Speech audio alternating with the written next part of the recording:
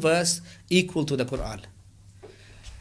Now, when we speak to non-Muslims and we explain about this challenge, most of the time, the non-Muslims do not understand what this challenge is. So they come back with things like, one occasion I had a Christian man, he said, "Oh, that's easy to meet this challenge. I've got something." He says, "Love thy neighbor like you love thyself." And he said, there you go, I've met it. I've produced something equal to the Quran. Another time, I was debating with a Korean person, and he said, well, I don't really think the Quran is that beautiful. In fact, there's a Korean song or poem called the Song of the Phoenix or the Song of the Dragon. I can't remember exactly.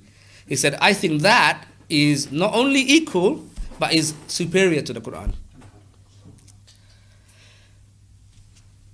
The fact is, they have not understood the challenge.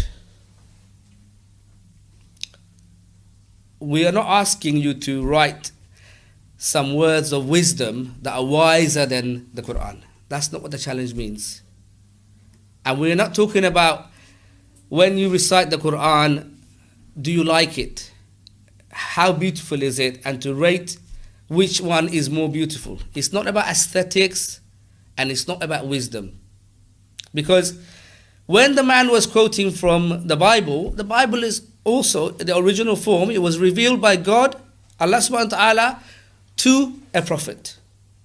The Torah, the Zabur, or the Psalms. So they're from Allah in the first place. That's not what we're talking about anyway, and that's not what makes the Quran a miracle. There are many verses in the Quran that say that this is an Arabic Quran, or this Quran is clear Arabic, Arabiyyun Mubin, which some say means is pure Arabic.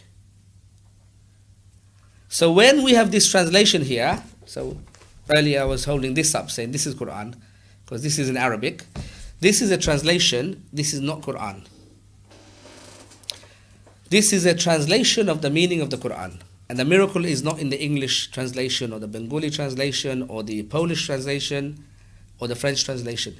The miracle is only in the actual words of God, verbatim, that were spoken by God, by Allah subhanahu wa ta'ala, to the angel Gabriel, peace be upon him, and then transmitted by Gabriel verbatim to the Prophet Muhammad, peace be upon him, and then from the Prophet Muhammad, peace be upon him, to his companions, and from them onwards through a chain of people to us who are alive today, and we hear it today and we recite it today, and so the Quran exists today.